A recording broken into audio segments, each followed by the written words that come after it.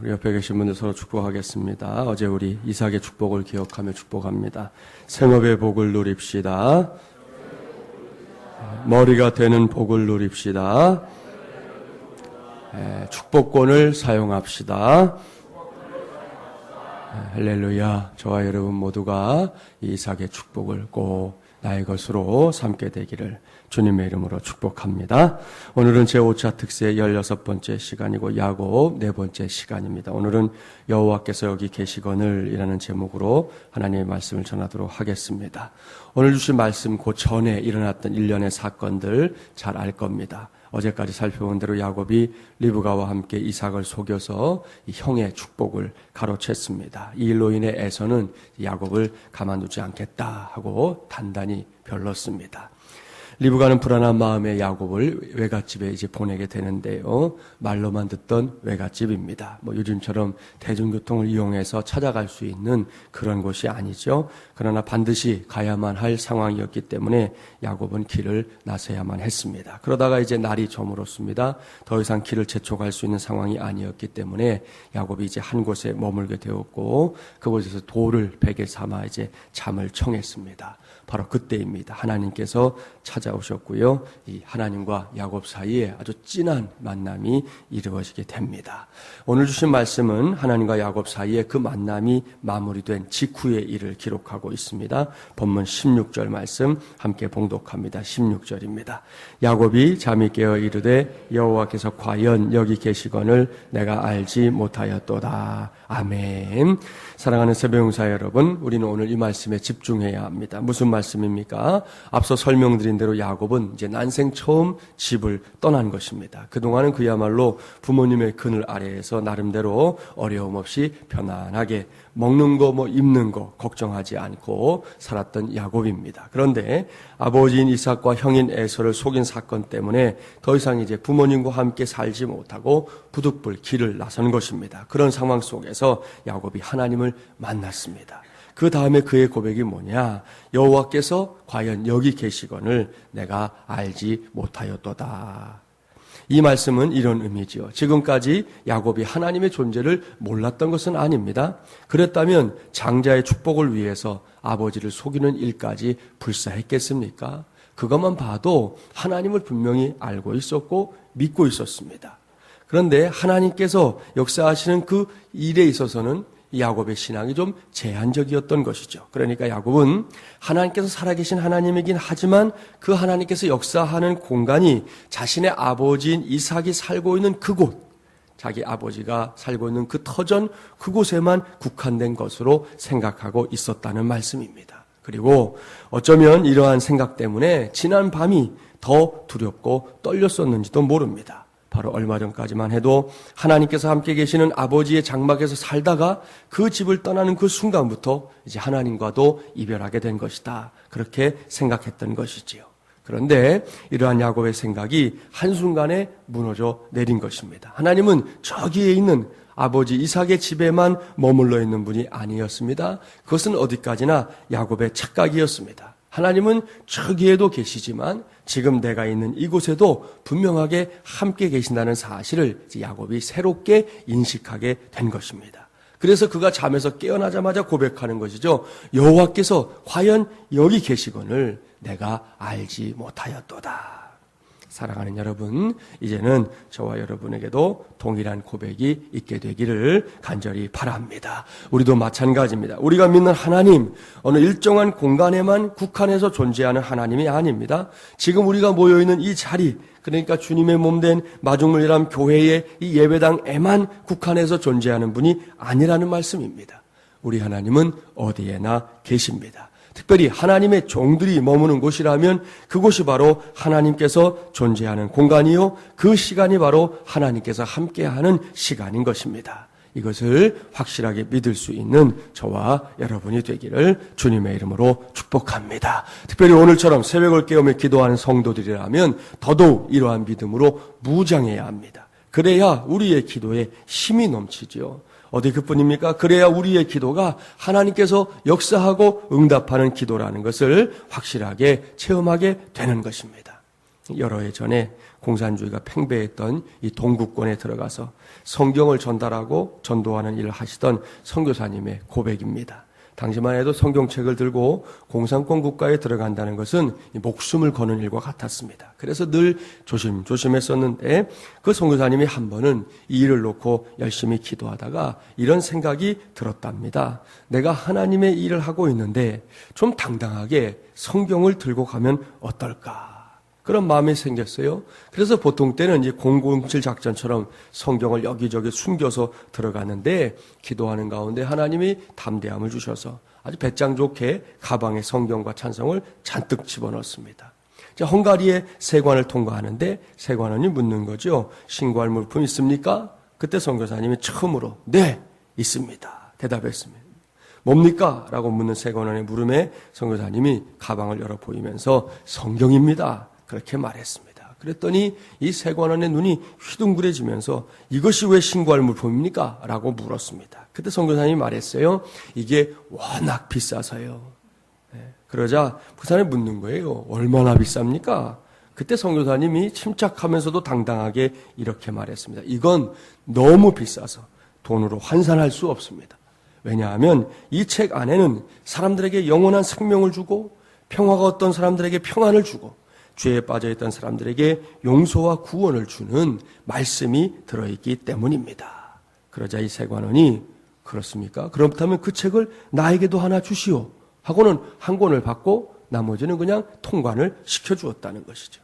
이 선교사님이 놀라운 일을 체험하고 나서 나중에 만난 목사님에게 흥분된 어조로 그렇게 말했다는 거죠. 목사님, 기적은 21세기에도 가능하다는 사실을 제가 체험했습니다. 할렐루야. 그렇습니다. 사랑하는 여러분, 기적이 21세기에도 가능하다는 거 믿습니까? 꼭 믿게 되기를 바랍니다. 진정으로 주님의 말씀에 순종하고자 할 때, 특별히 여호와께서 여기에도 계시거늘 이라는 믿음을 붙잡고 기도할 때 그 기적은 지금도 오늘도 일어날 줄 믿습니다. 참으로 놀랍고 신기한 일이잖아요. 한 선교사님의 기도가 이렇게 막강한 힘을 발휘하고 있으니 말입니다. 그러나 이것은 결코 이상한 일이 아닙니다. 이것이 바로 영혼의 호흡인 이 기도의 능력이기 때문입니다. 오늘 새벽에도 저와 여러분 하나님께 올려드리는 우리의 기도가 여호와께서 여기에도 계시거늘 이라고 하는 이 믿음에 기초한 진정으로 능력 있는 기도가 되기를 주님의 이름으로 축복합니다. 본문으로 돌아가 볼까요? 잠에서 깨어난 야곱이 자신과 함께하고 있는 하나님 때문에 신바람이 나서 잠에서 깨어나자마자 두 가지 일을 하고 있습니다. 먼저는 야곱이 더 이상 부모에게 의존된 신앙이 아닌 자기 자신의 신앙을 굳건하게 세운 것입니다. 이를 위해 야곱은 하나님을 만난 그 장소에 이름을 새롭게 지어주고 있습니다. 본문 17절부터 19절까지의 말씀 함께 봉독해 볼까요? 17절부터 19절입니다.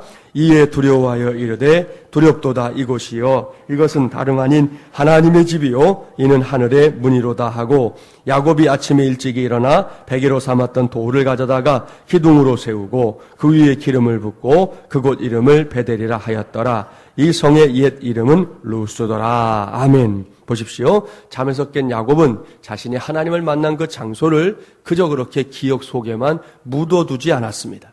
야곱은 그곳이 바로 하나님의 집이요 하늘의 문이다 생각했어요. 그래서 지난밤에 밤에 베고 잤던 돌베개를 가져다가 기념비처럼 기둥으로 세우고 그곳의 이름을 베델이라고 불렀습니다. 원래 그곳의 이름은 루스였는데 이제 이 야곱이 새로운 자신의 인생에 기념할 만한 일을 생각하면서 그곳의 이름을 바꾼 것인데요. 자, 베델이라는 뜻이 뭔지 아시죠? 예, 벳은 집이고 엘은 하나님입니다. 그러니까 하나님의 집이다. 그런 뜻이죠. 이 모든 행동들이 야곱의 신앙이 더 이상 부모에게 이제 의존하고 있는 신앙이 아닌 자기 자신의 신앙으로 그러한 확신으로 이어지고 있는 증거입니다. 이것은 우리의 신앙생활에서도 본받아야 할 일입니다. 성경을 보면 이 성인이 된다는 것은 부모로부터 분리를 경험하는 사건입니다. 이러므로 남자가 부모를 떠나 그의 아내와 합하여 둘이 한 몸을 이룰지로다. 아시는 말씀이죠? 그렇습니다. 이 남녀가 하나 되기 이전에 반드시 떠나야 하는 분리가 필요하다는 것이죠. 이 분리는 이제 물리적인 분리뿐만 아니라 정서적으로도 또 경제적으로도 분리되는 것을 다 수반하는 일입니다. 그런데도 이 부모는 때가 되었는데도 자녀를 떠나보내지 못하고, 자식은 부모를 떠나지 못해서 이 마마보이로 머무는 청년들이 의외로 적지 않습니다. 요즘은 더더군다나 더 많아지고 있는 것 같아요. 30세를 넘은 이후에도 부모의 도움의 손길을 떠나지 못하면 뭐라고 하는지 아세요? 뭐라고 불러요, 그런 사람을? 캥거루족이라고 그러잖아요. 캥거루족. 아시죠? 여러분, 캥거루가 지 엄마를 못 떠나잖아요. 그래가지고 언제나 이렇게 배에 붙어 있지 않습니까? 그런 사람들을 캥거루족이다, 그렇게 불러요. 그런가 하면 엄마 하고 부르기만 하면 엄마가 5분 내에 도착한다는 헬리콥터 맘도 있잖아요. 헬리콥터 맘. 그냥 맘도 아니에요. 헬리콥터 맘이에요. 이렇게 분리가 안 된 청년은 자신의 생각, 자신이 뭔가를 결정하는 거, 이런 일들을 믿지를 못하는 것이죠. 베델에서 하나님을 만나기 전까지 야곱은 그런 인물이었습니다. 엄마인 리브가에게 매우 의존적인 아들이었지 않습니까?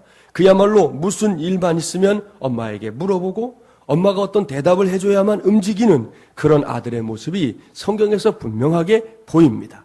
그런데 그 야곱이 지금 달라지고 있는 것이죠. 우리 야곱이 달라졌어요. 야곱이 홀로 서고 있습니다. 그 와중에 야곱 안에는 이 모종의 자신감까지 자리를 잡게 된 것을 확인할 수 있습니다. 여러분 잘 아시는 신데렐라 이야기 아시잖아요. 흔히 신데렐라는 단순히 착하고 또 예쁘기 때문에 왕자를 만나 행복하게 산 것이다, 그렇게 생각하는데요. 그것이 다는 아닙니다. 신데렐라에게는 엄청난 자신감이 있었습니다. 그 스토리를 잘 떠올려 보십시오.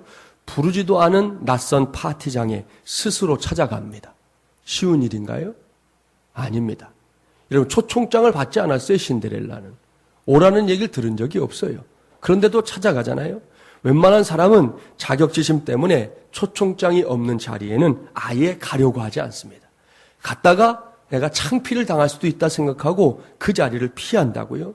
그런데 신데렐라는 기회를 기다리지 않고 적극적으로 기회를 만들고 있습니다. 그리고 그 파티장에서 신분 높은 왕자가 춤을 추자라고 했을 때도 신데렐라는 거절하지 않습니다. 이것은 자기 가치에 대한 확신이 없으면 결코 있을 수 없는 일이죠. 그러다가 아시잖아요. 자정이 되어서 자명종이 울리면 모든 마법이 풀려서 옷도 마차도 사라지게 되는 거 아닙니까? 그런데도 신데렐라는 침착하게, 그야말로 구구한 설명, 변명하지 않고 그냥 사라집니다. 물론 일부러 유리구두 한 짝 살짝 떨어뜨리는 센스도 잊지 않고, 거기까지는 하고 가요. 그거까지는. 여기에 아주 중요한 메시지가 있어요. 신데렐라는 굳이 연락처를 남기지 않아도 진짜 자기를 좋아하면 왕자가 반드시 자기를 찾아올 것이라는 확신을 갖고 있었던 것입니다. 그 확신은 막연한 꿈이 아닌 현실이 되었습니다. 참으로 멋진 여인이잖아요. 이렇게 신데렐라의 성공은 착함, 예쁨의 원인이 있다기보다는 자신감과 자기 확신이 더 중요한 역할을 했던 것입니다. 베델에서 하나님을 만나고 난 뒤에 볼 수 있는 야곱의 모습이 마치 이러한 신데렐라의 모습 같습니다. 그는 확신하고 있습니다. 하나님께서 이제 내 아버지와 함께하는 하나님만으로 머무는 것이 아니라 이제는 나와 함께 하시고 내게도 복을 주실 하나님이시다 라는 것에 대한 확신을 갖게 되었다는 말씀이죠. 그러한 확신을 하나님 앞에서 그리고 자기 자신에게 표현하기 위해 기념비까지 세우고 있는 것입니다. 이제는 저와 여러분 우리 차례입니다. 이 새벽에 우리 모두도 야곱처럼 다른 누군가에 의해 갖춰진 신앙이 아닌, 물론 처음엔 그럴 수가 있어요. 부모의 신앙을 이어받을 수도 있고 나를 전도해 주었던 사람의 신앙을 배울 수도 있고 교회 안에 와서 이 사람 저 사람의 신앙을 흠모하면서 배울 수도 있지만 이제 어느 정도의 시간이 지나고 나면 나의 신앙으로 하나님 앞에 나아가는 그런 믿음이 꼭 있어야 한다는 말씀입니다. 아무쪼록 오늘 이 새벽에 저와 여러분 모두가 베델에서 하나님을 만났던 야곱처럼 오늘 나의 믿음의 고백을 가지고 하나님 앞에 나아가서 하나님을 만나는 것은 물론이고 이 새벽에 여러분이 기도하는 그 기도에 우리 하나님께서 응답해 주시기를 간절히 바랍니다. 잠에서 깨어난 야곱이 두 번째로 하고 있는 것이 있어요. 그것은 하나님 앞에서 이제 서원을 한 것입니다. 이것은 하나님을 만난 오늘 이후부터 살게 될 새로운 인생에 대한 야곱의 다짐이기도 합니다. 본문 20절부터 22절까지의 말씀 함께 봉독해 볼까요? 20절부터 22절입니다. 야곱이 서운하여 이르되 하나님이 나와 함께 계셔서 내가 가는 이 길에서 나를 지키시고 먹을 떡과 입을 옷을 주시어 내가 평안히 아버지 집으로 돌아가게 하시오면 여호와께서 나의 하나님이 되실 것이요 내가 기둥으로 세운 이 돌이 하나님의 집이 될 것이요 하나님께서 내게 주신 모든 것에서 10분의 1을 내가 반드시 하나님께 드리겠나이다 하였더라. 아멘. 야곱은 여기서 찾아오신 하나님께서 자신에게 약속하셨던 것들을 다시금 언급하고 있습니다. 그것이 뭔지 아시죠? 하나님께서는 야곱과 철저하게 동행해 주시겠다 약속했습니다. 하나님께서 계획하신 것들 다 이루기까지는 결단코 너를 떠나지 않겠다 말씀해 주셨습니다. 그것을 야곱이 다시금 언급하고 있는데요. 그렇게 해주시면 그래서 나중에 다시금 자신이 아버지의 집으로 돌아오게 되면 자신이 기둥으로 세운 이 돌은 하나님의 집이 될 것이고 또한 하나님께서 주신 수익 가운데 11조를 반드시 하나님의 것으로 돌려드리겠습니다 라고 서원하고 있습니다. 사랑하는 여러분, 이것은 결코 어떤 강요에 의해서 이루어진 약속이 아닙니다. 혹은 맹신에서 비롯된 약속도 아닙니다. 이것은 어디까지나 야곱이 아주 또렷한 자기 의식을 가지고 하나님께서 보여주신 은혜에 감격해서 자발적으로 하나님 편에서 뭘 하라 하신 것이 아니라 내 편에서 스스로 하나님께 약속을 하고 있는 것입니다. 그렇습니다. 하나님의 사람들의 삶은 늘 이렇게 은혜에 기초한 삶이어야 하는 것이죠. 제게는 하나님의 은혜 하면 늘 떠오르는 한 사람이 있어요. 강남에 있는 우리 교회와 같은 교단에 속한 그 교회, 대형 교회인데요. 그 교회에서 실제로 벌어졌던 일입니다. 그 교회에서 사역하던 어느 부목사님이 이제 친구 하나를 꼭 전도하려고 했었어요. 오랜 기도 끝에 하나님의 응답을 해주셔서 이제 그 교회 어느 행사가 있는 날, 우리 예랑제 같은 그런 시간이었던 거죠. 그런 시간에 그 불신자 친구가 결국 이 목사님이 사역하고 있는 교회에 오게 됐습니다.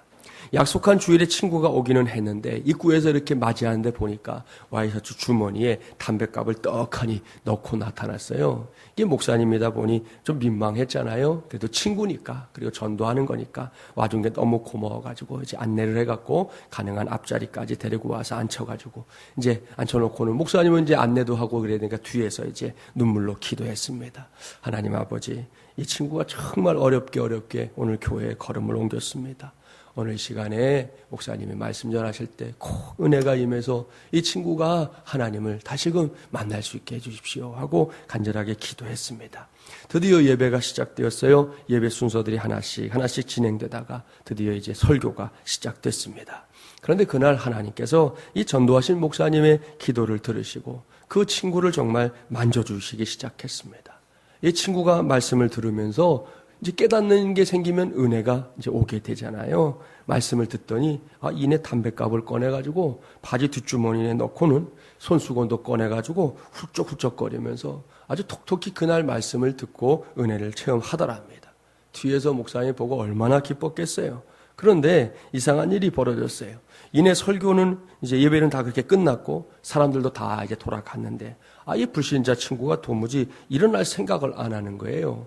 뭔가 그래도 생각하는 게 있겠지 하고 뒤에서 기다리는데 도무지 이 친구가 나오질 않으니까 한참 기다리다가 이제 친구 옆에 가서 물었어요. 자네 왜 안 나가나? 그랬더니 이 친구가 눈물을 글썽이면서 하는 말이 내가 은혜를 받았는데 어떻게 그냥 가냐 그러더래요. 그럼 어쩌려고? 은혜를 갚아야지. 어떻게 갚을 건데? 이 교회 목사님이 총 몇 분이나 되냐? 전사님까지 한 50명 된다. 왜? 그래? 그럼 다 모이시라고 해라. 아니 그 많은 사람들 다 모아서 뭐 하려고? 아니 이 사람아 은혜를 갚아야 할 거 아니야. 어떻게 갚을 건데 목사님들 다 모으라고 해?